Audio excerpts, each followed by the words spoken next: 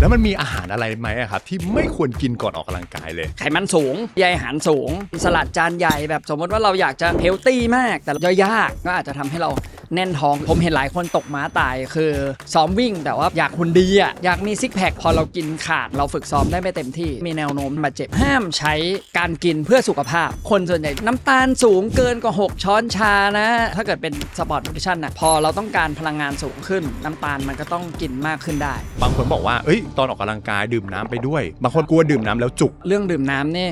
ส่งผลกับ performance เลยนะดูสีของปัสสาวะถ้าเกิดเป็นสีเข้มอยู่น้ำอ่ะมันยังไม่พอหลายคนเอาแต่กินโปรตีนกินเยอะๆเข้าไปคุณจะได้ไปเสริมสร้างกล้ามเนื้อได้เยอะมากขึ้นแต่จริงๆแล้วเวลาที่คุณกินโปรตีนเป็นอะไรที่สำคัญเหมือนกันโปรตีนเนี่ยไม่แนะนำกินก่อนออกกำลังกายเลยเราควรกินโปรตีนเวลาไหนที่ดีที่สุดนะครับสวัสดีครับยินดีต้อนรับเข้าสู่ Doctor's Talk Podcast ที่หมอและผู้เชี่ยวชาญทางด้านสุขภาพจะมาพูดคุยประเด็นรื่องสุขภาพต่างๆทางช่อง 06This episode has English subtitle. Please click add English subtitle button or if you're watching on YouTube. ถ้าชอบคอนเทนต์แนวนี้และคิดว่าคอนเทนต์แนวนี้มีประโยชน์ฝากกด subscribe และกดไลค์เป็นกำลังใจให้หมอและทีมงานที่ตั้งใจทำ podcast นี้ขึ้นมาด้วยนะครับขอบคุณครับนักกีฬาหลายคนคิดว่าแค่ซ้อมหนักก็เพียงพอแล้วแต่จริงๆแล้วอาหารที่เรากินก่อนและหลังออกกำลังกายมีผลกระทบต่อร่างกายของเราไม่ว่าจะเป็นการฟื้นตัวความอึดหรือแรงของเรานั่นเองบางคนซ้อมวิ่ง10กิโลทุกวันแต่พอไปถึงวันจริงกลับรู้สึกเหนื่อยล้าฟื้นตัวช้ามันไม่ได้เกี่ยวกับเรื่องของการซ้อมนะครับแต่เป็นอาหารที่เรากินผิดวิธีหรือกินผิดเวลานั่นเองหลายๆคนที่อยากจะไปวิ่งเพื่อลงมาราธอนอยากจะเสริมสร้างกล้ามเนื้อจากเวทเทรนนิ่งหรือการออกกำลังกายแบบไฮบริดเราต้องกินอาหารแบบไหนที่ทำให้ performance ของเราดีที่สุดและมีแรงขึ้นฟื้นตัวได้เร็วมากขึ้นวันนี้หมอเลยเชิญผู้เชี่ยวชาญทางด้านโภชนาการกีฬานะครับมาให้คำแนะนำว่าเราควรกินอาหารประเภทไหนนะครับก่อนออกกำลังกายและหลังออกกำลังกายสวัสดีครับโค้ชนิวครับสวัสดีครับผมชื่อนิววิรเดช เผด็จพลนะครับก็จบปริญญาโททางด้านโภชนาการสำหรับการกีฬาและการออกกำลังกายนะครับจากประเทศอังกฤษครับแล้วก็รวมไปถึงมีCertified Strength and Conditioning Coach นะครับจากประเทศสหรัฐอเมริกานะครับแล้วก็ปัจจุบันเนี่ยเป็นco-founder นะครับของบริษัทในเครือ FitD นะครับเราก็จะมี FitD Space ที่เป็นยิม3สาขานะครับแล้วก็มีเกี่ยวกับเรื่องของ FitD Academy นะครับที่เป็นเกี่ยวเรื่องของการเทรนให้กับเทรนเนอร์นะครับหรือว่ากลุ่มบริษัทที่สนใจในการมีศึกษาหาความรู้เกี่ยวเรื่องของโภชนาการและการออกกำลังกายนะครับรวมไปถึงเรื่องของเป็น Part Time Educator ที่สถาบันฟิตครับอย่างตัวผมเองก็ได้มีโอกาสได้เรียนกับโค้ชนะครับเนาะตอนนั้นก็ไปเรียนเรื่องของอาหารนี่แหละที่ว่าจะกินยังไงให้เราสุขภาพดีมากขึ้นหลังจากที่เราออกกำลังกายนะครับเพราะตัวผมเองก็เป็นคนที่ชอบออกกำลังกายเหมือนกันนะครับแล้วก็ได้ความรู้จากโค้ชนิวเนี่ยเอาไปใช้ในชีวิตประจำวันครับผมเราอาจจะเคยได้ยินว่าถ้าจะไปออกกำลังกายเนี่ยให้ไปออกกำลังกายตอนท้องว่างสรุปแล้วเนี่ยการออกกำลังกายตอนท้องว่างมันดีหรือไม่ดีกันแน่ครับคุณหมอจิมมี่ออกกำลังกายตอนท้องว่างไหมครับไม่ครับ ผมก็จะลองท้องอะไรไปก่อนแล้วค่อยไปออกกำลังกายครับโอเคก็จริงๆแล้วถ้าเกิดจะให้ตอบเรื่องเกี่ยวเรื่องของโภชนาการสำหรับการออกกำลังกายเนี่ยผมอยากให้มีหลักคิดก็คือ1เลยเราต้องดูว่ากิจกรรมที่เราทำหรือการออกกำลังกายที่เราทำเนี่ยมันเป็นรูปแบบไหน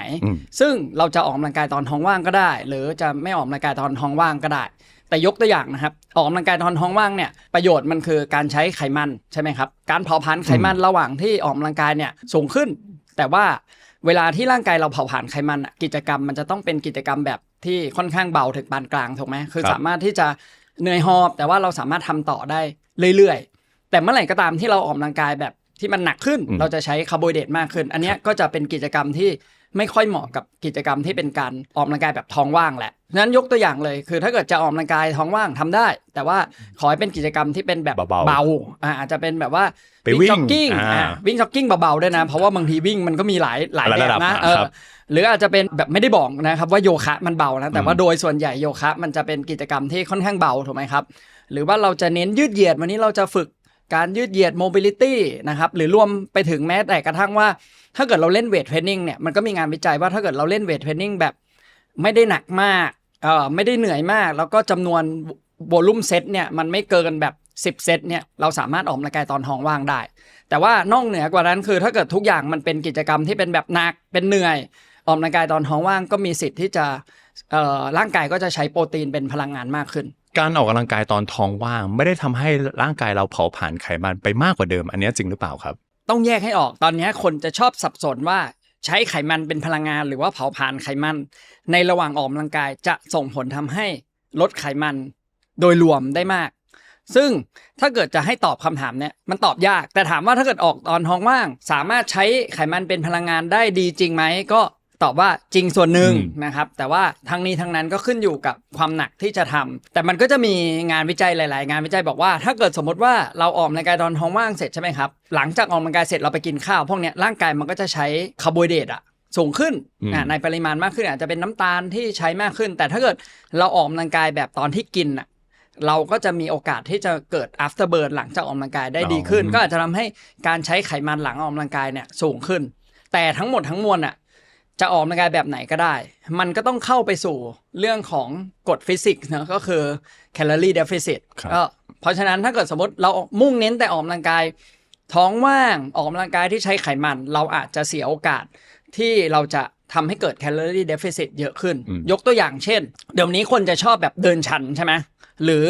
เดินเร็วเดินปั่นจักรยานเบาๆเนี่ยหรือออกกำลังกายแบบโซน1โซน2เงี้ยแล้วบอกว่าร่างกายจะใช้ไขมันเป็นพลังงานสูงคิดตามผมนะสมมติว่าเราเดินชันอย่างสมมติผมเดินชันเงี้ยผมอาจจะเผาผลาญอยู่ที่ประมาณสัก5แคลต่อนาทีเดินแบบสบายๆเพื่อที่ว่าผมอยากจะเผาผลาญไขมันประมาณสัก 70%เมื่อกี้ผมบอกว่าประมาณสัก5แคลใช่ไหมพอเราเอา 70% เข้าไปคูณเราเผาผลาญไขมันจริงๆแค่ประมาณ 3.5 แคลต่อนาทีเท่านั้นเองส่วนถ้าเกิดผมเริ่มเป็นวิ่งจ็อกผมอาจจะเผาผลาญไขมันอยู่ที่ประมาณสัก10แคลต่อนาที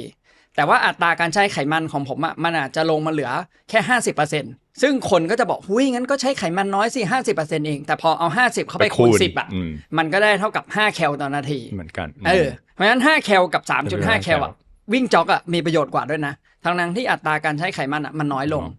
แล้วแถมแบบว่าประโยชน์ของการที่วิ่งจ็อกหรืออาจจะทำกิจกรรมเหนื่อยๆเนี่ย10แคลต่อนาทีมันก็มากกว่า5แคลต่อนาทีแล้วงั้นพอเราเคยเรียนรู้อีกว่าเป็นในเชิงทฤษฎีนะครับว่า 7,700 กิโลแคลอรี่เนาะลดไขมัน1กิโลกรัมงั้นการที่เราออกกำลังกาย10แคลต่อนาทีมันก็มีโอกาสที่จะพาเราไปลดไขมันได้มากกว่าเพราะฉะนั้นไม่อยากให้แบบติดกับดักแบบทำกิจกรรมเบาๆโซน2อะไรอย่างเงี้ยบางทีเราขยับขึ้นมาเป็นออกเหนื่อยขึ้นเปอร์เซ็นต์การใช้ไขมันน้อยลงแต่ว่าผลลัพธ์โดยรวมมันมากกว่าถ้าในกรณีที่เรากินเท่ากันนะครับหมายถึงว่าสมมติทุกอย่างเท่ากันหมดเลยทำให้เกิดแคลอรี่เดฟิซิตเท่ากันเนี่ยการที่ออกกำลังกายหนักกว่าการที่ออกกำลังกายได้หนักมากขึ้นก็มีโอกาสคูณด้วยระยะเวลามันก็จะมีโอกาสเผาผลาญไขมันได้มากขึ้นเพราะฉะนั้นเนี่ยเราก็ต้องมาดูว่าลักษณะของการออกกำลังกายเราเป็นรูปแบบไหนถูกไหมครับเนาะถ้าจะเป็นอะไรที่มันเบาๆวิ่งจ็อกกิ้งชิลๆเช้าวิ่งที่สวนลุมอย่างเงี้ยคุณจะ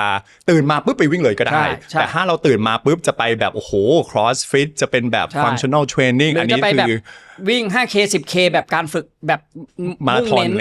ก็อาจจะไม่ค่อยเหมาะสมนะไม่เหมาะสมแล้วถ้าสมมติแบบคนที่ตื่นมาแล้วต้องแบบไปวิ่งแบบหนักๆเงี้ยหรือเล่นเวทเทรนนิ่งตั้งแต่เช้าเลยโค้ชมีคำแนะนำว่าเขาควรกินอะไรรองท้องแบบกินเป็นมื้อเลยไหมหรือว่ากินแค่นิดๆหน่อยๆครับตามคำแนะนำก็คือจริงๆแล้วต้องการคาร์โบไฮเดรตประมาณสักในเชิงของแบบวิชาการเลยก็คือ 0.5 กรัมต่อน้ำหนักตัว1กิโลกรัมก่อนออกกำลังกายประมาณสัก1ชั่วโมงแต่ถ้าเกิดเอาแบบคร่าวๆเลยก็คือคาร์โบไฮเดรตประมาณสัก 20-30 กรัมอาจจะเพียงพอแล้วอาจจะเป็นขนมปัง1แผ่นบวกกับซอฟต์ดริงก์อีกสักครึ่งขวดหรืออาจจะเป็นน้ำผลไม้1แก้วอะไรอย่างเงี้ยอันนี้อาจจะเพียงพอแล้วสำหรับการออกกำลังกายแบบที่ค่อนข้างหนักนะแต่หลายคนก็งงมากบางคนก็บอกว่ากินแป้งคาร์โบไฮเดรตก่อนออกกำลังกายบางคนบอกไม่ใช่ต้องกินโปรตีนก่อนออกกำลังกายเพราะกินแป้งมีพลังแต่บางคนบอกว่ากินโปรตีนก่อนออกกำลังกายมันจะได้ไม่ทำให้กล้ามเนื้อสลายแต่กลับกันหลังออกกำลังกายให้ไปกินโปรตีนแทนสรุปก่อนออกกำลังกายกับการกินหลังออกกำลังกายเนี่ยมันแตกต่างกันไหมครับว่าเราควรเลือกกินอาหารประเภทไหนครับก็ถ้าเกิดย้อนกลับไปที่ผมบอกนะว่ากิจกรรมอะไรก็ตามที่เราทำมันจะเป็นตัวบ่งบอกว่าเราควรกินอะไรเพราะฉะนั้นถ้าเกิดกิจกรรมที่เราทำอย่างเช่นเราซ้อมกีฬาเราซ้อมวิ่งเดี๋ยวนี้ก็มีคนซ้อมวิ่งแบบจริงจังเนาะผมเรียกว่าแบบเป็นนักกีฬาสมัครเล่นซ้อมจริงจังเงี้ยบางทีเขาจะชอบตัดสินใจแบบเฮ้ยเขาไม่ได้กินเลยเขาไปกินโปรตีนอย่างเงี้ยอันนี้ก็อาจจะไม่เหมาะเพราะว่าเราต้องการคาร์โบไฮเดรตเพื่อเป็นพลังงานในการฝึกซ้อมแต่ถ้าเกิดสมมติว่าออกกำลังกายแบบเบาผมว่าก็อาจจะกินหรือไม่กินก็ได้อันนี้ก็เหมือนกับคำถามแรกที่เราตอบไปแล้วเนาะแล้วก็ส่วนโปรตีนเนี่ยไม่แนะนำกินก่อนออกกำลังกายเลยนะครับอาจจะเป็นแบบถ้าเกิดจะกินให้กินแค่แบบนิดเดียวอาจจะแบบ10-15 กรัมนะครับเพราะว่า1เลยคือ โปรตีนมันย่อยยาก พอมัน ย่อยยาก โปรตีนมันย่อยยากเนี่ยถ้าเกิดกิจกรรมที่มันเป็นแบบต้องเคลื่อนไหวเร็วๆอย่างเงี้ยมันก็อาจจะทำให้เราแน่นท้องอึดอัดท้องเราก็อาจจะซ้อมได้ไม่เต็มที่เพราะฉะนั้นคำแนะนำก็คือเน้นคาร์โบไฮเดรตครับส่วนโปรตีนเนี่ยไปกินมื้ออื่นอาจจะไปกินระหว่างวันอะไรอย่างเงี้ยจะมีประโยชน์กว่าแล้วถ้าหลังจากที่เราออกกำลังกายเราต้อ ครั ง บ รีบกินโปรตีนภายในกี่นาทีอะครับ จริงๆนะงานวิจัยปัจจุบันไม่มีซัพพอร์ตเรื่องนั้นเต็มที่นะครับคือต้องแยกให้เป็น2กลุ่มแล้วกันผมว่าคือเวลาจะตอบคำถามมันไม่สามารถที่จะฟันธงได้เลยว่าแบบเฮ้ยคนนี้ทำได้คนนี้ทำอะไรเงี้ยแต่ขอให้แยกเป็น2กลุ่มว่าเราแยกว่าเป็นกลุ่มฝึกซ้อมจริงจังกับกลุ่มที่ออกกำลังกายโดยทั่วไปสุขภาพฝึกซ้อมจริงจังอาจจะ5-10 เซสชั่นต่ออาทิตย์เพราะบางคนซ้อม2รอบต่อวันบางคนซ้อมแบบวันละ1รอบทุกวันอะไรเงี้ยครับกลุ่มเนี้ยอาจจะเหมาะสมเพราะว่าเราต้องการการฟื้นตัวที่รวดเร็วถูกไหมครับเพราะฉะนั้นการกินโปรตีนทันทีหลังออกกำลังกายเนี่ยมันก็อาจจะช่วยทำให้เราฟื้นตัวได้เร็วขึ้นแต่ส่วนถ้าเกิดคนที่ออกกำลังกาย2 ครั้ง 3 ครั้งต่ออาทิตย์เนี่ยไม่ได้มีความจำเป็นเลยขอให้กินให้ครบถ้วนใน1วันโปรตีนเนี่ยความสำคัญตอนนี้เวลาเช็คลิสต์ก็คือ1คุณภาพโปรตีนดีไหม2ก็คือโปรตีนครบถ้วนใน1วันหรือเปล่าถ้าเกิดเช็คลิสต์นี้ผ่านจะกินหลังออกกำลังกายทันทีหรือไม่กินทันทีก็ได้ครับแล้วอย่างเมื่อกี้โค้ชบอกว่าโปรตีนครบถ้วนต่อวันถูกไหมครับยกตัวอย่างคนที่ยกเวทต้องการเสริมสร้างกล้ามเนื้อเขาต้องกินเท่าไหร่กันแน่ครับนักงานวิจัยปัจจุบันตอนนี้เขาก็จะพูดกันอยู่ที่ประมาณสัก 1.4 ถึง 1.6 กรัมใช่ไหมครับต่อน้ำหนักตัว1กิโลกรัมต่อวันอย่างสมมติยกตัวอย่างผมน้ำหนักตัว70เงี้ยก็เอา 1.4 ถึง 1.6 กรัมเนี่ยเข้าไปคูณก็จะเป็นขั้นต่ำคร่าวๆก็อาจจะประมาณสัก100นิดๆอย่างเงี้ย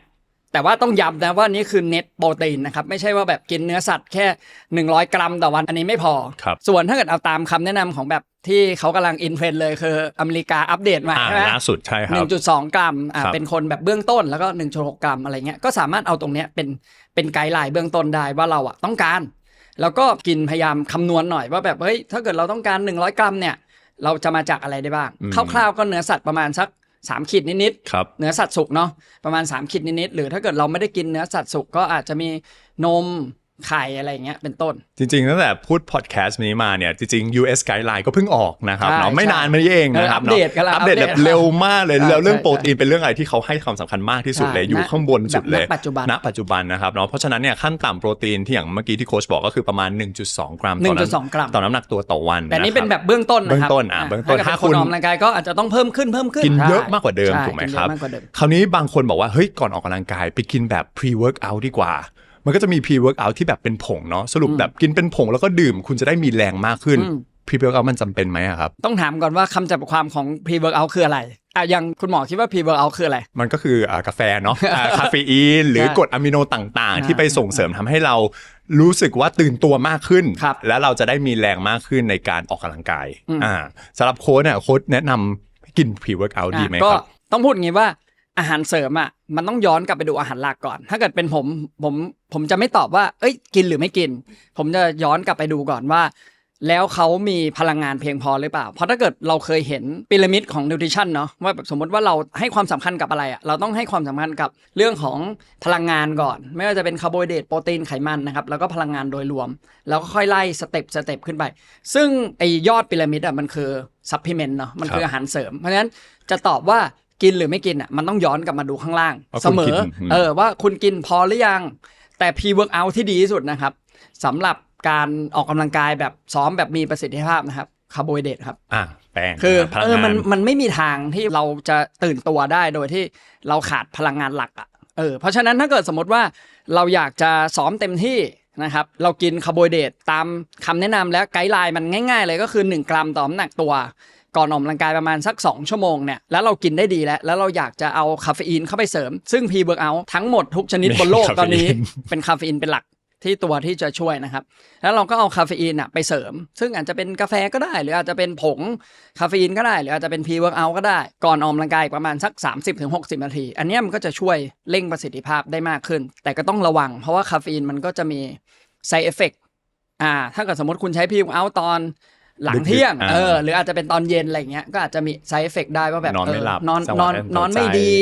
ีจะเป็นรบกวนการนอนคุณอาจจะเอฟเฟกต์ว่า recovery พอเอฟเฟกต์ recovery ก็กระเถิบว่าเซสชั่นต่อไปมันก็มีผลกระทบก็อาจจะไม่ดีก็ได้อย่างตัวผมเองเนี่ยก่อนออกกำลังกายผมก็จะกินอะไรง่ายๆอย่างกล้วยนะครับเผือกมันหรืออะไรอย่างนี้นะครับเนาะ แล้วมันมีอาหารอะไรไหมอะครับที่ไม่ควรกินก่อนออกกำลังกายเลยทำให้เราแบบรู้สึกเหนื่อยล้าหรือไม่มีแรงมากกว่าเดิมอะครับเป็นคำถามดีนะก็คือบางทีเราอาจจะเลือกแต่ว่าเราจะต้องกินอะไรเนาะแต่เราแบบลืมนึกไปว่ามันจริงมันก็มีข้อห้ามไปกินบุฟเฟ่ต์อย่างนี้ได้ไหมครับบุฟเฟ่ต์ไปปุ๊บไปออก ถ้าเกิดบุฟเฟ่ต์ผมว่าทุกคนคงรู้อยู่แล้วแหละเพราะแบบมันแน่นมากเลยมันจะมีประมาณสัก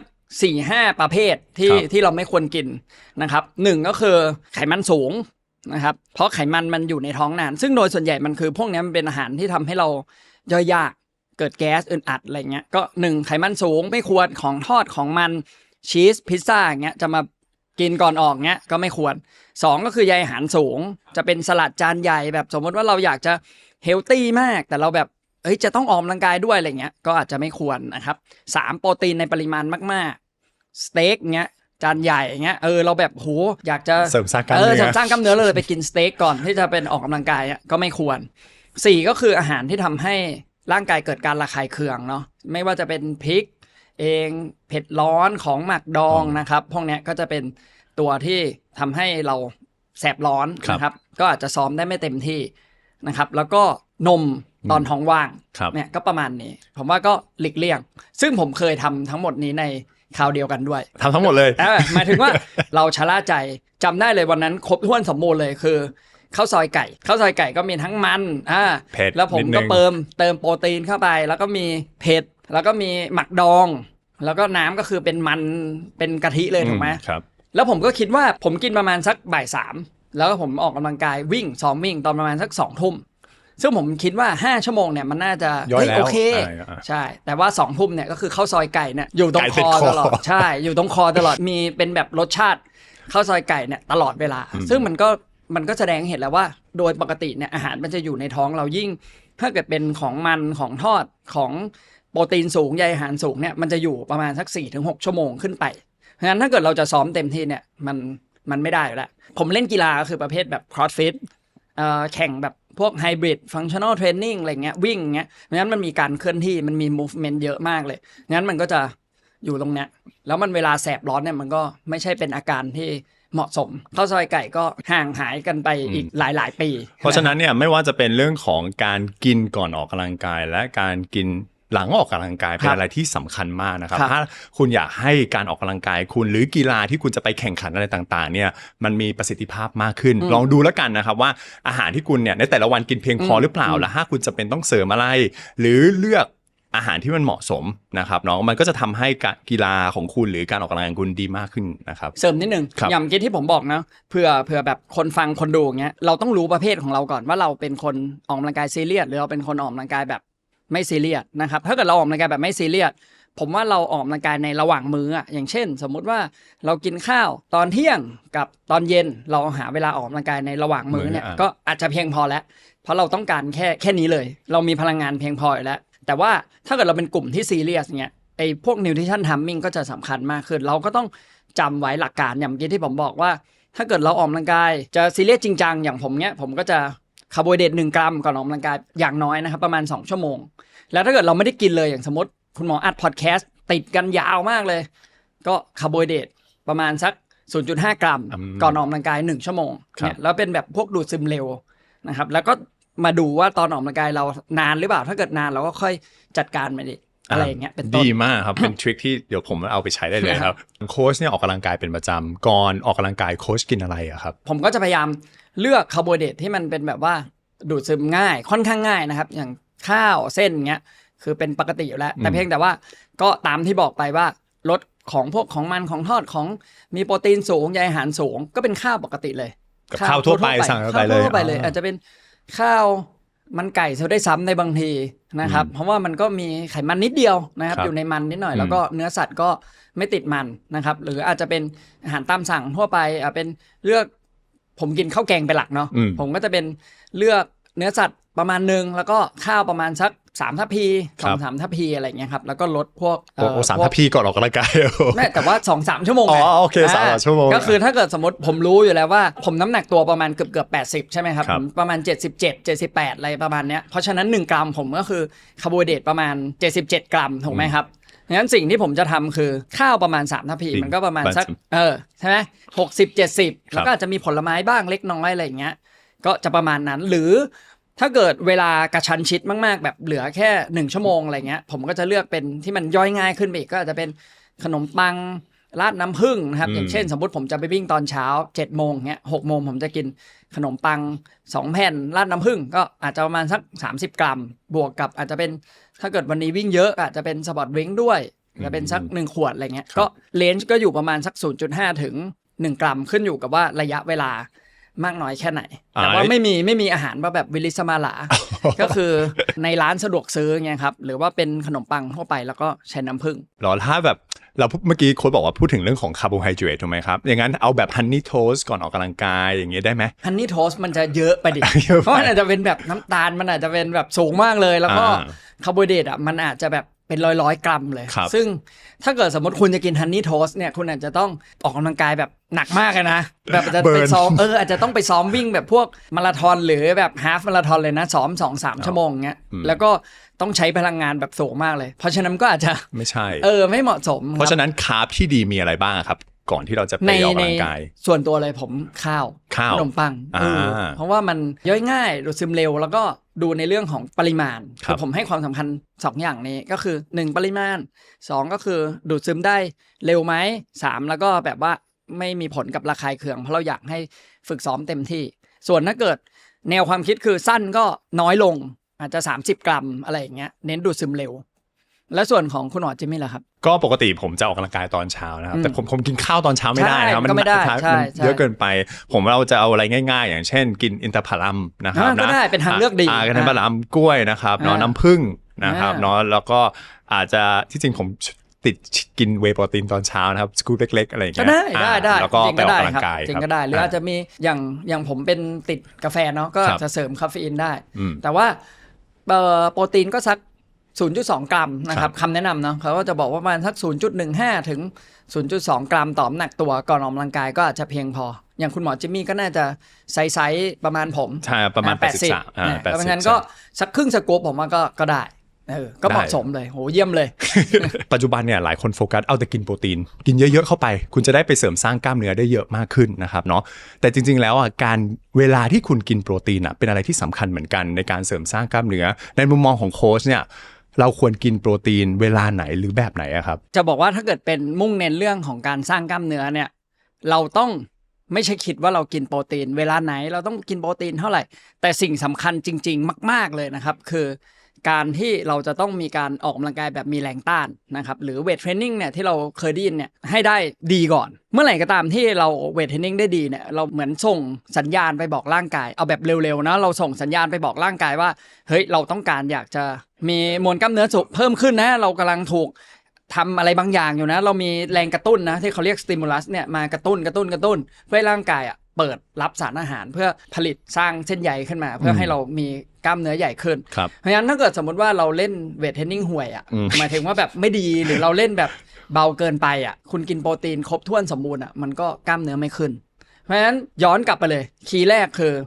เราเล่นเวทเทรนนิ่งดีพอหรือยังซึ่งไอ้ดีพอหรือยังเนี่ยมันก็มี2หลักการใหญ่ๆที่ผมอยากให้แบบว่าแต่ละคนลองไปสำรวจดู1เลยคือในแต่ละเซตที่เราเลือกเล่นเนี่ยเราใกล้กับจุดล้าหรือยังที่เราเคยได้ยินว่าแบบ close to failure แบบล้าเนี่ยคือยกไม่ไหวเรายกไม่ไหวเนี่ยแต่ด้วยฟอร์มที่ถูกต้องนะครับอาจจะมีผิดเพี้ยนได้บ้างเล็กน้อยครับแต่ว่าขอให้เรายกไม่ไหวเนี่ยไปถึงจุดล้าซึ่งถ้าเกิดเป็นงานวิจัยตอนนี้เขาก็แนะนำว่าอารมณ์มันรวยได้ว่าแบบเหลือไว้ในแท้งเขาจะเรียกเหลือไว้ในแท้งเนี่ยอีกประมาณสัก 1-2 ครั้งได้ไม่จำเป็นต้องถึงขั้นแบบโอ้โหไม่ไหวแบบทับอกหล่นแผะมาอย่างเงี้ยอันเนี้ยไม่ต้องเหลือไว้ว่าแบบเราทำอีก1ทีแล้วเราหมดแรงเนี่ยได้แล้วก็งานวิจัยปัจจุบันคือไม่จำเป็นต้องเล่นแค่ 8-12 ครั้งด้วยจำนวนของการเล่นเนี่ยมันจะอยู่ที่ประมาณสัก 6-30 ครั้งคือคุณไปถึงจุดล้าเนี่ยใกล้กับจุดล้าได้มากสุดเท่าไหร่ก็จะยิ่งดีนะครับแต่ว่าไอ้จำนวนครั้งเยอะๆเนี่ยมันก็มีโอกาสที่มันเออร์เลอร์ได้ง่ายว่าแบบบางทีเราไม่ได้ล้าแต่เราเบื่อเราแบบปวดเราแบบอะไรอย่างเงี้ยแต่จริงๆเราอาจจะดันได้5-6 ทีอะไรอย่างเงี้ยงั้นอันนี้เป็น1ในคีย์กับ2คือวอลลุ่มเซตเขาเรียกว่าเล่นสมมติว่าเราอยากจะเทรนอกให้มีกล้ามเนื้อเพิ่มขึ้นเบื้องต้นเนี่ยคำแนะนำเขาจะอยู่ที่ประมาณ10 เซตตอน1กลุ่มกล้ามเนื้อต่ออาทิตย์เพราะฉะนั้นถ้าเกิดเราเล่นเวท2 ครั้งต่ออาทิตย์เราอาจจะต้องใกล้กับ10 เซตก็อาจจะเป็นเซตละ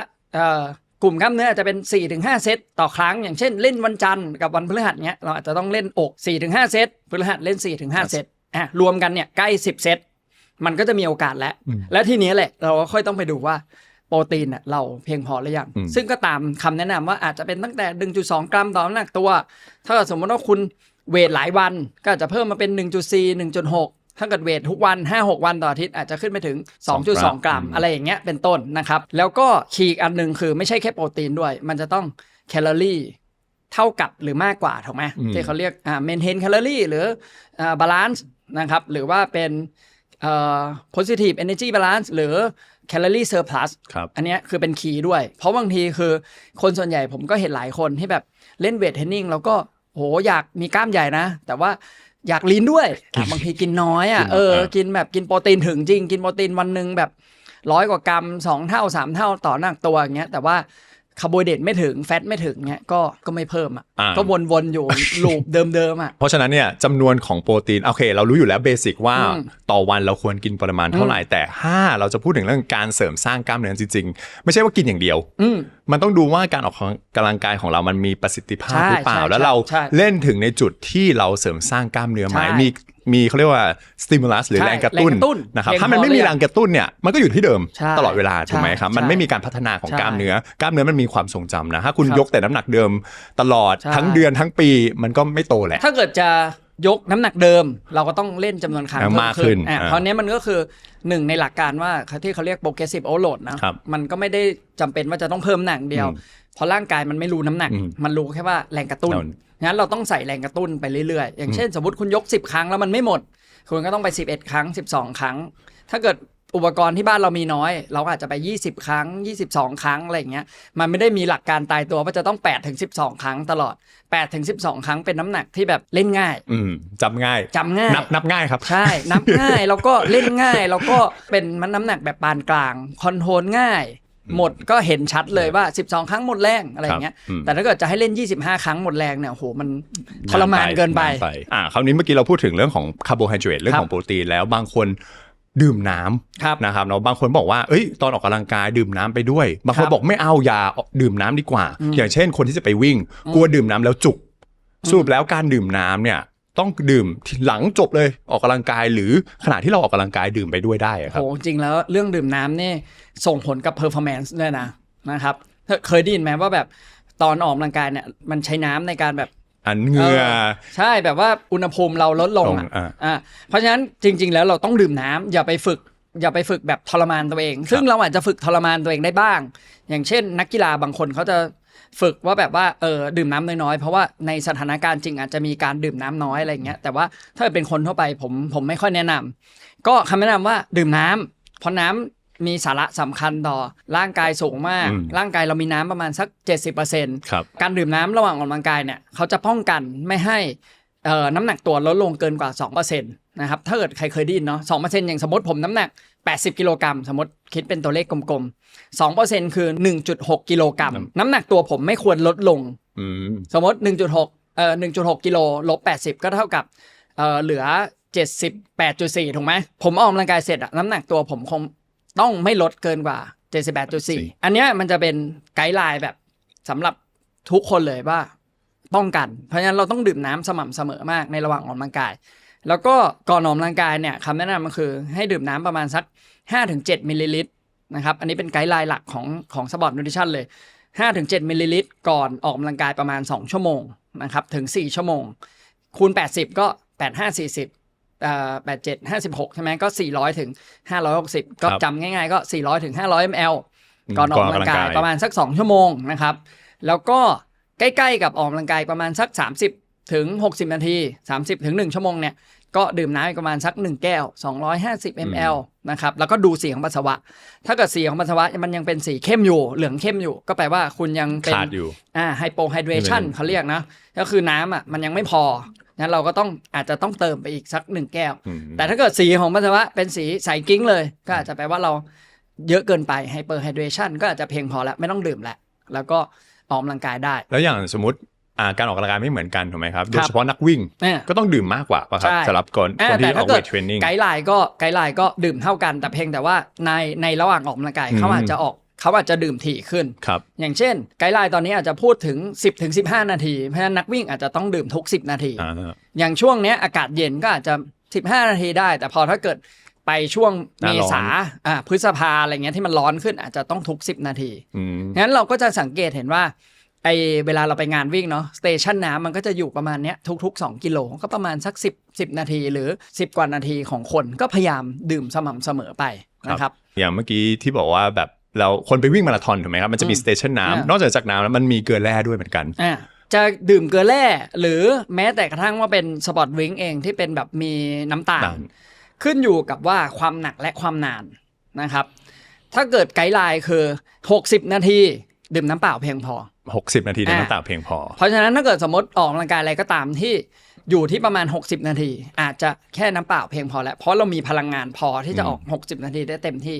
แต่ถ้าเกิดในบางคนเขาอาจจะอยากได้แบบก๊อกสุดท้ายอาจจะมีเสริมคาร์โบไฮเดรตก่อนที่แบบนาทีที่45-50เนี่ยอาจจะได้แบบเพื่อบูสต์สุดท้ายแต่ว่าถ้าเกิดเอาตามความเป็นจริงก็คือ60นาทีอ่ะไม่ต้องเลยแต่ถ้าเกิดเป็นกีฬาหรือการฝึกซ้อมอะไรที่มุ่งเน้น performance แล้วนานเกินกว่า60-90นาทีขึ้นไปอันเนี้ยควรจะต้องเติมคาร์โบไฮเดรตด้วยแล้วถ้าเกิดสมมติว่านานขึ้นกว่านั้นอีกก็อาจจะต้องมีเกี่ยวเรื่องของพวกอิเล็กโทรไลต์เข้าไปด้วยเพราะมันเป็นการสร้างสมดุลเนาะจะเป็นโซเดียมโพแทสเซียมอะไรเองก็ตามแต่งั้นก็ดูเลยว่าเราออกกำลังกายมากน้อยแค่ไหนนะครับเกินกว่า60-90นาทีก็เติมคาร์บเติมเกลือแร่ได้ขึ้นไปกว่านั้นก็ต้องเติมคาร์บแบบถี่ขึ้นหลายคนยังสับสนอยู่เกลือแร่ท้องเสียกับเกลือแร่ออกกำลังกายเนี่ยมันแตกต่างกันไหมครับมันชื่อมันก็บอกแล้วว่า มันแก้ท้องเสีย แก้ท้องเสียมันก็ส่วนใหญ่มันคือเติมน้ำกับเนาะเพราะฉะนั้นไอ้เกลือแร่ที่เกี่ยวแก้ท้องเสียมันก็จะเป็นมุ่งเน้นเกี่ยวเรื่องของจัดสมดุลให้ร่างกายมันดูดน้ำได้ดีขึ้นคาร์โบไฮเดรตก็อาจจะไม่ได้สูงมากนักเพราะว่าจุดประสงค์คือเติมน้ำกลับเข้าไปส่วนถ้าเกิดเป็นเกลือแร่ทางกีฬามันจะมุ่งเน้นเกี่ยวเรื่องของการให้พลังงานนะครับเพราะฉะนั้นสมมติว่าถ้าเกิดเราเกลือแร่แก้ท้องเสียไปกินกับกีฬามันก็อาจจะขาดพลังงานงั้นก็ต้องเลือกให้เหมาะสมก็ดูแล้วกันนะครับว่าการออกกำลังกายคุณเป็นแบบไหนว่านานเท่าไหร่ด้วยนะครับถ้ามันยิ่งนานมากมีความทนทานค่อนข้างเยอะเนี่ยการดื่มน้ำอาจจะไม่เพียงพออาจจะต้องเติมเกลือแร่เข้าไปด้วยเพื่อไปทดแทนสารต่างๆที่มันหายไปขณะก่อนออกกำลังกายใช่ครับผมหลายคนเนี่ยซ้อมวิ่งเป็นเดือนเป็นปี10กิโลทุกวันเลยแต่พอไปถึงวันแข่งจริงๆเนี่ยกับเหนื่อยง่ายกล้ามเนื้อไม่ฟื้นเลยสำหรับนักวิ่ง 10K เนี่ยเขาต้องกินอะไรถึงจะวิ่งได้เต็มที่อะครับก็กลับไปที่คาร์โบไฮเดรตเหมือนเดิมครับก็จริงมันก็มีตั้งแต่10โลเนาะตอนนี้ก็นิยมก็10โลหรือ 10K แล้วก็ฮาล์ฟมาราธอนคือ21กิโลแล้วก็ฟูลมาราธอนคือ 42.195 นะครับงั้นหลักๆเนี่ยมันคือคาร์โบไฮเดรตนะครับเพียงแต่ว่าระยะเวลามันก็มากขึ้นกับฮาร์ทเรทที่ทำมันก็จะมีการแบบลดหลั่นกันไปล่ะแล้วแต่ว่าเป็นยังไงงั้นโดยส่วนใหญ่ผมเห็นหลายคนตกม้าตายคือซ้อมวิ่งแต่ว่าแบบอยากหุ่นดีซ้อมวิ่งแต่แบบว่าอยากมีซิกแพคด้วยอะไรเงี้ยอันนั้นเป็นหนึ่งในตัวที่ทำให้ตกม้าตายเลยแปลว่าเรากินขาดมาตลอดเลยแล้วพอกินขาดมาตลอดเนี่ยในช่วงต้นของการฝึกซ้อมสมมติเดี๋ยวนี้คนก็ชอบไปซื้อโปรแกรมเนาะ3เดือน6เดือนช่วงต้นของโปรแกรมมันไม่เอฟเฟกต์เท่าไหร่หรอกแต่พอใกล้ๆกับช่วงที่คุณจะไป10กิโล21กิโลหรือฟูลมาราธอนเนี่ยปริมาณการฝึกซ้อมมันจะสูงขึ้นหรือบางทีเขาจะเรียก mileage นะ mileage มันจะมากขึ้นความเร็วมันจะมากขึ้นเพราะฉะนั้นตอนช่วงที่ mileage เราสูงขึ้นหรือความเร็วมันมากขึ้นเนี่ยความต้องการของคาร์โบไฮเดรตมันก็จะสูงขึ้นตามไปด้วยแต่คนก็จะแบบกินประมาณเดิมกลัวด้วยกินประมาณเดิมด้วยแล้วก็เดี๋ยวฉันจะไม่ลีนคนก็กินอันเดอร์มาตลอดมันก็เลยจะเป็นสาเหตุที่ว่าพอเรากินขาดมาเงี้ยในช่วงฝึกซ้อมมันทำให้1เราฝึกซ้อมได้ไม่เต็มที่2มันก็จะมีแนวโน้มที่อาจจะทำให้เกิดการบาดเจ็บก็ได้เพราะว่าคาร์โบไฮเดรตน้อยส่งผลทำให้ร่างกายใช้โปรตีนเป็นพลังงานมากขึ้นถูกไหมครับแล้วโปรตีนเป็นพลังงานมากขึ้นเนี่ยก็จะทำให้ร่างกายอาจจะสูญเสียมวลกล้ามเนื้อได้ถูกไหมครับแล้วพอมันทำซ้ำเนี่ยสิ่งที่มันเกิดขึ้นคือใกล้ๆตอนที่มันโปรแกรมที่มันจะเป็นเขาเรียกพีควีคหรือแบบโปรแกรมที่มันกำลังแบบเข้มข้นเนี่ยมันก็อาจจะทำให้เกิดการบาดเจ็บนะครับแล้วพอเราไปถึงวันที่เราจะต้องลงแข่งจริงๆมันก็ฟื้นตัวไม่ทันมันก็เลยจะเป็นสาเหตุที่ว่าพอไปแข่งเราก็ เพอร์ฟอร์แมนซ์ก็ไม่ได้เพราะฉะนั้นเนี่ยสำหรับคนที่แบบวิ่งอะไรนานๆหรือเป็นความทนทานคาร์โบไฮเดรตเป็นอะไรที่สำคัญมากคือต้องกินเยอะกว่าปกติแหละถ้าเราเทียบกับคนที่ออกกำลังกายแบบอื่นถูกไหมครับเพราะฉะนั้นเนี่ยการวิ่งหรือการออกกำลังกายแบบทนทานที่มันนานๆหลายชั่วโมงแป้งเนี่ยเราให้ความสำคัญมากเป็นแป้งที่ดีคาร์โบไฮเดรตเลยต้องเพิ่มมากขึ้นก็คือคำนวณได้แล้วก็ห้ามใช้การกินเพื่อสุขภาพเอามาใส่ห้ามใช้เพราะคนส่วนใหญ่จะชอบแบบเฮ้ยไม่ได้อย่างนั้นไม่ดีน้ำตาลสูงเกินกว่า6ช้อนชานะอะไรอย่างเงี้ยแล้วมันจะทำให้อักเสบซึ่งจริงๆแล้วถ้าเกิดเป็นสปอร์ตนิวทริชั่นน่ะพอเราต้องการพลังงานสูงขึ้นน้ำตาลมันก็ต้องกินมากขึ้นได้นะครับคำแนะนำของสปอร์ตนิวทริชั่นคือไม่เกิน 10% เนาะของพลังงานทั้งหมดที่เราต้องการในแต่ละวันอย่างเช่นสมมติผมต้องการ 3,000 แคลอย่างเงี้ย10% คือ300สมมติเอา4เข้าไปหารมันตกเท่ากับประมาณ75ใช่ไหมครับ75 กรัมเพราะฉะนั้นมันมากกว่าคำแนะนำของไกด์ไลน์ที่แบบ24 กรัมตั้งเท่าไหร่3เท่าอ่ะเพราะฉะนั้นมันคือแบบถ้าเกิดผมกังวลว่าผมจะไม่กินเงี้ยพลังงานผมก็ไม่ดีถูกไหมครับเพราะฉะนั้นต้องแยกให้ออกว่าเราเป็นใครเหมือนย้อนกลับไปตอนแรกอีกว่าคุณเป็นคนออกกำลังกายจริงจังหรือคุณเป็นคนออกกำลังกายเพื่อสุขภาพถ้าเกิดคุณเป็นคนออกกำลังกายจริงจังคาร์โบไฮเดรตis king โอเคก็คราวนี้เข้าใจแล้วว่าสำหรับสายวิ่ง carbohydrate is king ถูกไหมครับคราวนี้ถ้าเราจะมาพูดถึงเรื่องสายอึดแต่ว่า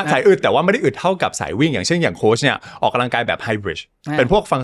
functional training อย่างเงี้ยปริมาณคาร์โบไฮเดรตเราต้องกินถึงขนาดนั้นไหมครับหรือว่าเราเฉลี่ยโปรตีนกับไขมันไปด้วยอะครับจริงๆมันเรียกว่าสายอึดก็ไม่ถูกต้องนักนะครับจริงมันก็ถ้าเกิดสมมติว่าเป็นกีฬาแบบประเภทไฮบริดเนี่ยมันขึ้นอยู่กับเวลาที่เราทำถ้าเกิดสมมติว่าเวลาที่เราทำมันสั้นบางทีมันอาจจะไม่ได้มีความจำเป็นมากนักนะครับอย่างเช่นถ้าเกิดสมมติว่าคนเขาซ้อมฮาล์ฟมาราธอนเงี้ยอย่างถ้าเกิดซ้อมแค่ 10K อ่ะเราจะกินใกล้เคียงกันมากเพราะว่าเราซ้อมก็ประมาณเดียวกัน1 ชั่วโมงกว่าๆเหมือนกันแต่ถ้าเกิดคนที่เขาซ้อมแบบฮาล์ฟมาราธอนหรือฟูลมาราธอนเนี่ยเขาอาจจะซ้อมทีละ 2-3 ชั่วโมงอันนี้เราอาจจะกินไม่เท่าอยู่แล้วแต่ถ้าเกิดเป็นกีฬาแบบประเภทไฮบริดที่เขานิยมกันนะครับอย่างเช่นที่เรากำลังแบบบูมเลยถูกไหมมันก็จะอยู่ที่ประมาณสักชั่วโมงกว่าๆถึงประมาณสัก2 ชั่วโมงในคนที่อาจจะไม่ได้เก่งมากเก่งนักแต่ถ้าเกิดเก่งมากก็อาจจะอยู่ที่ชั่วโมงหนึ่งเพราะฉะนั้นเนี่ยเวลาในการฝึกซ้อมหรือปริมาณในการฝึกซ้อมมันก็จะอยู่ที่ระหว่างประมาณสักวิ่ง 10K ถึงฮาล์ฟมาราธอนเพราะฉะนั้นมันต้องการคาร์บสูงอยู่ดีก็เหมือนกันใช่ก็คือเราก็ต้องการอยู่ดีคำแนะนำตอนนี้ก็จะอยู่ที่ประมาณสัก1 วันนะครับก็จะอยู่ที่ประมาณสัก6 กรัมต่อน้ำหนักตัวอันนี้เป็นแบบว่าพื้นฐานก็ต่อวันอย่างเช่นสมมติผมน้ำหนัก80ก็48 ก็เท่า480 กรัมต่อวันของคาร์โบไฮเดรตที่ผมต้องกินข้าวก็เป็นโลๆครับสุดท้ายเนี่ยไม่ต้องการแข่งขันไม่อยากไปวิ่งด้วยแต่แค่อยากเสริมสร้างกล้ามเนื้อให้ดูดีสุขภาพแข็งแรงให้ลีน longevity อะไรอย่างเงี้ยอันนี้มันต้องเน้นขับมากเท่าไหร่หรือโปรตีนไม่ต้องเลยเพราะกิจกรรมที่เราทำมันไม่ได้เป็นแบบใช้พลังงานสูงจริงๆเวทเทรนนิ่งไม่ได้เป็นกิจกรรมที่ใช้พลังงานมากนะครับถ้าเกิดเราลองดูเวทเทรนนิ่งจริงเราเวท1 ชั่วโมงเนี่ยจริงเราเวทจริงๆแค่แบบ20-30 นาทีเท่านั้นที่เหลือพักคุยเล่นพักคุยเล่นเพราะฉะนั้นเราไม่ได้ต้องการพลังงานสูงเท่ากับคนที่วิ่งต่อเนื่องกันงั้นคำแนะนำก็ 4-5 กรัมผมว่าเพียงพอแล้วนะครับหรือถ้าเกิดบางคนเคลื่อนไหวน้อยอีกอาจจะ 3-4 กรัมอาจจะเพียงพอนะครับหรืออาจจะทำในช่วงที่แบบต้องการลดแฟตเนี่ยก็ประมาณนี้เพียงพอก็ไม่ได้ถึงครับต้องเยอะแยะกินแบบบ้าบอคอแตกนะครับหรือไม่ใช่ว่าแบบออกกำลังกายแล้วกินอะไรก็ได้ก็ไม่ถูกต้องก็ผมว่าประมาณสัก4 กรัมต่อวันเพราะฉะนั้นก็ลองดูว่ากิจกรรมหรือการออกกำลังกายคุณเป็นแบบไหนถูกไหมครับเป้าหมายคืออะไรแล้วก็อย่าไปกลัวคือเข้าใจแหละมันมีคำแนะนำออกมาว่ากินปริมาณเท่านี้ต่อวันแต่ถ้าคุณต้องออกกำลังกายที่มันนานและเยอะแล้วใช้พลังงานเยอะขนาดนั้นน่ะอย่าไปกลัวที่ต้องอดอย่าไปกลัวว่าดูหุ่นไม่ดีต้องกินอย่าไปกลัวต้องกินมันต้องกินนะครับเนาะมันไม่ใช่ว่ามันจะทำให้ร่างกายสุขภาพไม่ดีการที่คุณไม่กินเนี่ยแหละใช่จะทำให้สุขภาพไม่ดีมากกว่าเดิมเพราะว่ามันจำเป็นมากแคลอรี่ที่คุณต้องเอาไปใช้ในการออกกำลังกายแบบวิ่งพวกนั้นนะครับคราวนี้บางคนเนี่ยอยู่ที่บ้านไม่อยากไปยิมนะครับเนาะก็อยากจะเปิดคลิปดูอะไรอย่างเงี้ยแล้วมันจะมีคลิปพวกแบบ HIIT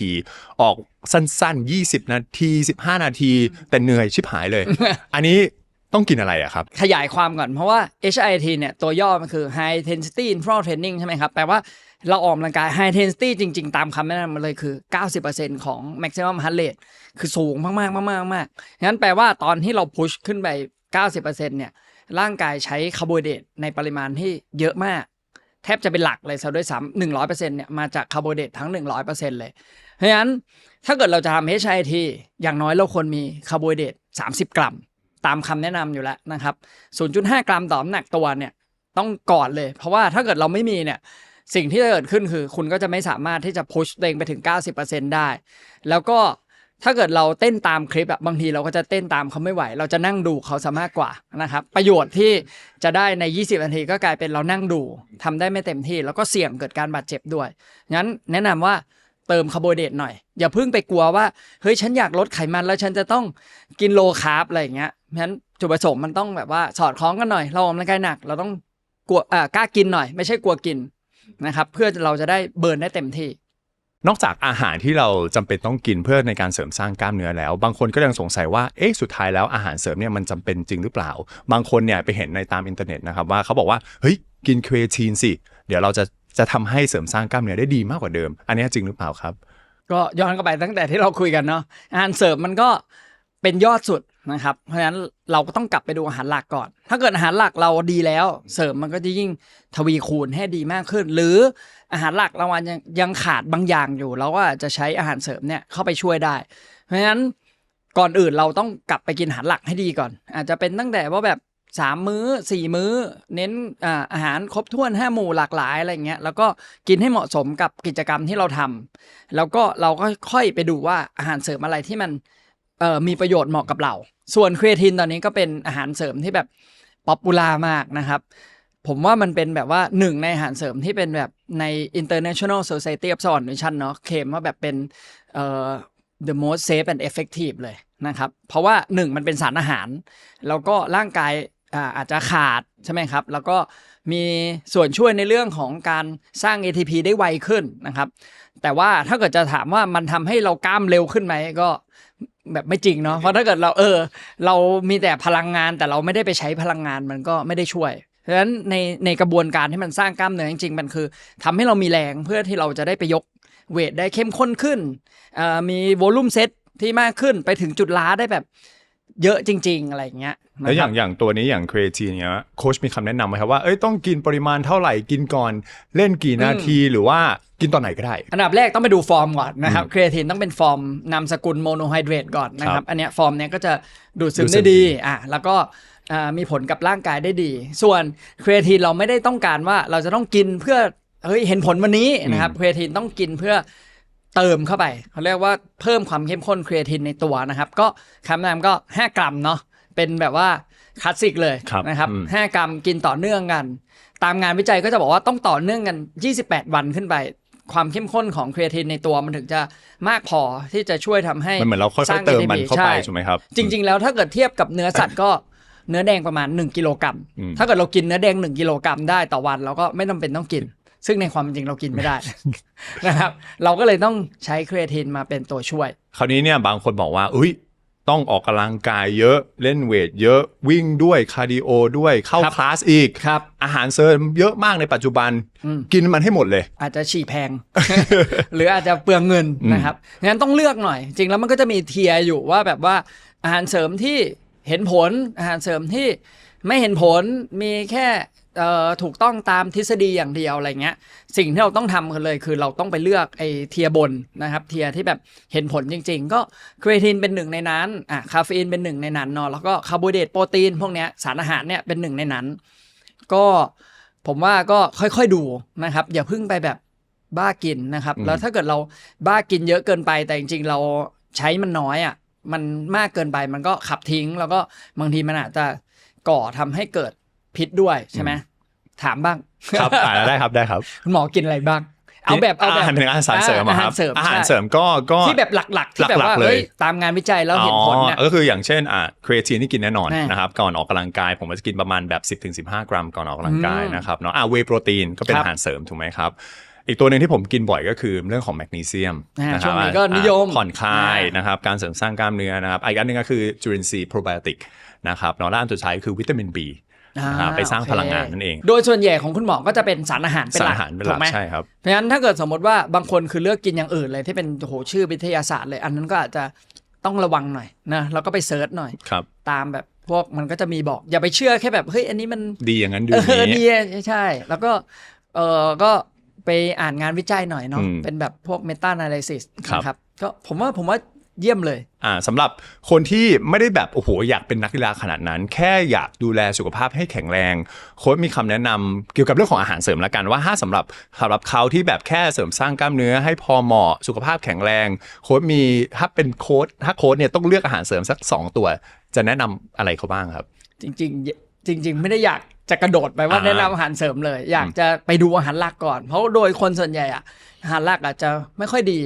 หรืออาจจะแบบว่าไม่มีแพทเทิร์นในการกินคืออันเนี้ยเป็นสิ่งที่ต้องไปปรับก่อนอันดับแรกเพราะคนทั่วไปส่วนใหญ่จะกินตามฟีลลิ่งกินตามว่างกินตามเวลาว่างกินตามฟีลลิ่งต้องห้ามต้องเป็นมีแพทเทิร์นต้องรู้แล้วว่าเราต้องการโปรตีนนะวันละ 1.2 กรัมเป็นอย่างน้อยนะสำหรับในสายคนทั่วไปเนาะนั้นคุณต้องกินให้ได้คุณจะไม่มีเวลาขนาดไหนคุณก็ต้อง 1.2 กรัมให้ได้แล้วถ้าเกิด 1.2 กรัมไม่ได้ก็ค่อยว่าเฮ้ยโปรตีนก็เป็นหนึ่งในออปชันใช่ไหมโปรตีนผงหรืออาจจะเป็นนมโปรตีนเงี้ยก็เป็นหนึ่งในออปชันส่วนถ้าเกิดจะแนะนำอีกอันหนึ่งผมก็คงแนะนำครีเอตินก็เป็นแบบ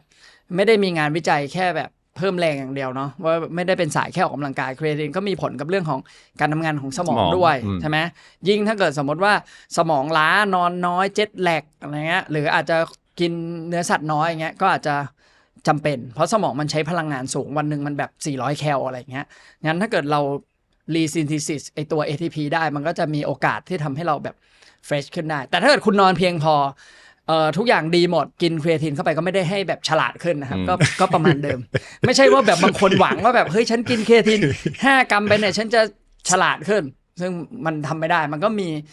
เขาเรียกอะไรลิมิตของมันอยู่ขนาดนั้นแล้วสำหรับสมมุติโค้ชเคยเจอเคสบ้างไหมครับอย่างเช่นแบบคนที่ออกกำลังกายเป็นประจำแล้วว่าแต่ว่าเขาไม่กินเนื้อสัตว์เลยเป็นมังสวิรัติหรือว่าเทศกาลเจอย่างเงี้ยเขาต้องกินโปรตีนพืชให้ถึงจำนวนเท่าเดิมเลยยากมากเพราะฉะนั้นก็ต้องเสริมครับต้องเสริมก็คำแนะนำคือกลุ่มนี้ไม่มีนักกีฬาสายวีแกนคนไหนที่กินแต่จากถั่วนะถั่ว5 สีเงี้ยไม่มีนะส่วนใหญ่ทุกคนก็คือเสริมหมดเพราะว่า1โปรตีนจากพืชเนี่ยมันจะคุณภาพมันจะต่ำกว่าสมมติว่ามันครบถ้วนจริงสมมติคุณเก่งมากคุณกินครบถ้วนจริงไอตัวที่มันเป็นเขาเรียก BCAA มันจะมีคุณภาพน้อยกว่ามันจะมีความเข้มข้นน้อยกว่าเพราะฉะนั้นก็อาจจะเสริมเป็นพวกโปรตีนพืชได้นะครับแต่ถ้าเราจะเสริมเป็น BCAA ก็อาจจะไม่ค่อยแนะนำนักเพราะ BCAA ตอนนี้มันเป็นลำดับ2มันจะแบบไม่ค่อยเห็นผลให้ไปเสริมตัวที่เป็นแบบว่าโปรตีนจากพืชจริงๆเลยให้มันครบถ้วนสมบูรณ์แล้วก็กินให้เพียงพอต่อวันนะครับอันนี้จะเหมาะผมว่าต้องเสริมขาดเลยแล้วก็หลักๆอีกอันหนึ่งก็คือวิตามิน B12 ใช่ไหมครับสำหรับกลุ่มคนที่กินพืชก็จะแนวโน้มขาดวิตามิน B ก็อาจจะเป็นเกี่ยวเรื่องของระบบประสาทกับกล้ามเนื้ออาจจะมีปัญหาได้เพราะฉะนั้นก็แนะนำเพราะว่าขาดอยู่แล้วเพราะฉะนั้นเนี่ยไม่ว่าคุณจะออกกำลังกายประเภทไหนเนี่ยอาหารหลักต้องมาก่อนเสมอแล้วค่อยๆไปดูว่าคุณจะเป็นต้องเสริมหรือเปล่าใช่ชื่อมันบอกแล้วนะว่าเป็นอาหารเสริม ถูกไหมครับเนาะเพราะฉะนั้นลองดูว่าอาหารที่คุณกินหลักๆเนี่ยโปรตีนแป้งไขมันเหมาะสมกับกีฬาของคุณหรือเปล่าแล้วสุดท้ายแล้วคุณสมมติไม่มีเวลากินไม่ถึงอาหารเสริมก็เป็นตัวช่วยที่ทำให้การ recovery ฟื้นฟูหรือการออกกำลังกายของคุณ performance ได้ดีมากขึ้นแล้วกันใช่ครับสุดท้ายแล้วเนี่ยโค้ชอยากให้คำแนะนำกับคนที่ต้องการดูแลสุขภาพในปีนี้ยังไงบ้างครับ2 เรื่องนะครับที่ผมอยากจะแบบให้มันแบบดีขึ้นซึ่งจริงๆแล้วมันก็ดีขึ้นมาเป็นลำดับเนาะตั้งแต่เรื่องของแบบการออกกำลังกายด้วยการกินด้วยแต่ขอแค่พูดเรื่องการกินแล้วกันนะครับก็เรื่องแรกคืออย่าสุดโต่งนะครับเวลาที่เราทำอะไรเนี่ยมันคือถ้าเกิดสุดโต่งเกินไปเนี่ยมันมีโอกาสที่จะพังง่ายนะครับแล้วก็ทำได้ในระยะเวลาสั้นมากนะครับอย่างเช่นสมมติคุณจะแบบไปสุดโต่งทางด้านการกินเนื้อสัตว์เยอะหรือจะเป็นสุดโต่งทางด้านการกินผักอย่างเดียวเลยอะไรอย่างเงี้ยหรือสุดโต่งทางด้านการกินไขมันสูงๆเช่นพวก ketogenic diet นะครับหรือสุดโต่งแบบอย่างเช่นอดอาหารไปเลย3 วัน5 วันอย่างเงี้ยผมว่าอันเนี้ยมันคือเยอะเกินไปเราโดยส่วนใหญ่คนที่สุขภาพดีออกกำลังกายได้ดีต่อเนื่องมันคือสมดุลน่ะแค่หาสมดุลส่วนผมจะเรียกคำนั้นว่า flow เมื่อไหร่ก็ตามที่คุณเจอ flow ของคุณน่ะคุณก็จะมันก็ทำง่ายมันจะไม่ได้รู้สึกขัดอะไรเราออกกำลังกายแล้วเราทำได้อย่างมีประสิทธิภาพเราก็จะอยากทำเพิ่มขึ้นอีกแต่ถ้าเกิดพอมันสุดโต่งมันไม่ flow เนี่ยมันก็จะเกิดการขัดกันนะครับส่วนนั้นที่2เลยคือผมอยากจะฝากว่าอย่ากลัวอาหารนะครับ ถ้าเกิดความกลัวเนี่ยมันจะทำให้เราไม่พัฒนาเพราะเราอยู่กับความกลัวนะอย่างเช่นเรากลัวว่าการกินคาร์บแล้วอ้วนการกินไขมันสูงเกินไปจะทำให้เราเป็น โรคไขมันนู่น เป็นโรคนู่นนี่นั่นหรือเรากลัวแบบอย่างเช่นคือตอนนี้ถ้าเกิดเราไปอ่านในโซเชียลมีเดียเนี่ยมันก็มีความกลัวได้ทุกอย่างอะถูกป่ะกินเยอะเกินไปกินโปรตีนน้อยกินโปรตีนเยอะอะไรอย่างเงี้ยมันกลัวหมดเลยให้เราไม่กลัวแต่เราศึกษาทำความเข้าใจมากขึ้นนะครับแล้วก็เลือกแหล่งที่เราแบบจะไปศึกษาเนาะแล้วพอเราเริ่มเลิกกลัวแล้วเราเข้าใจอาหารมากขึ้นไม่กลัวว่าอาหารอ้วนผอมซึ่งผมแบบอยากให้มันหายไปจากโลกนี้มากเลยอาหารชนิดนี้อ้วนไหมอาหารชนิดนี้สำหรับคนหุ่นดีอะไรเงี้ยเมื่อเราเลิกตรงนั้นได้เราจะยิ่งแบบเยี่ยมเลยนะครับ โอ้โหดีมากครับก็ขอบคุณโค้ชมากนะครับที่มาแชร์ความรู้เกี่ยวกับโภชนาการทางด้านการกีฬาให้เราฟังนะครับก็ถ้าใครสนใจนะครับการออกกำลังกายหรือเราควรกินยังไงที่จริงไปเจอโค้ชได้ถูกไหมครับโค้ชอยู่ที่ไหนนะครับที่ฟิตดีครับ Fit D สาขาสุขุมวิท39สุขุมวิท39อันนี้เปิดทุกวันไหมครับเปิดทุกวันเปิดทุกวันเลยช่วยขายของขอบคุณมากนะครับและนี่คือรายการ Dr. Talk Podcast ที่หมอและผู้เชี่ยวชาญทางด้านสุขภาพจะมาพูดคุยประเด็นเรื่องสุขภาพต่างๆถ้าชอบคอนเทนต์แนวนี้ฝากกดไลค์และ Subscribe เป็นกำลังใจให้หมอด้วยนะครับสวัสดีครับสวัสดีครับ